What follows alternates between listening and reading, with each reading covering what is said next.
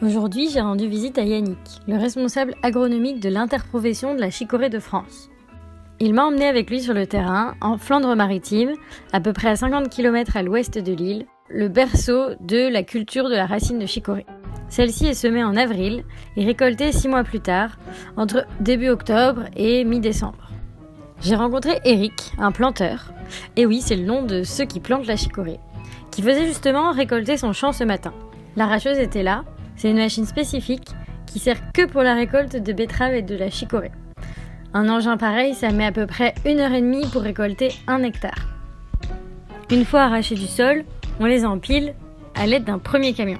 Et ces sillons de chicorée, ils attendent qu'un deuxième camion vienne les récupérer pour les transporter jusque dans une des usines de séchage. L'usine Leroux, premier producteur de chicorée, une fois transformée, plus de 95% de la production en France. Thibaut, le responsable de la sécherie, nous a accueillis.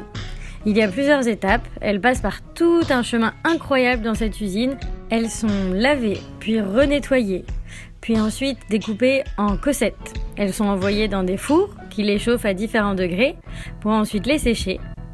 Puis elles sont stockées dans ce qu'on appelle le magasin, en attendant d'être transportées jusqu'à l'usine de Orchy, qui s'occupe de la suite et la fin de la transformation. Et à la sortie de l'usine d'Orchy, on va retrouver tous les produits qu'on peut acheter en supermarché. De la chicorée soluble, de la chicorée moulue, de la chicorée liquide. Et voilà, mon périple s'achève là, et j'espère en faire un très beau projet design.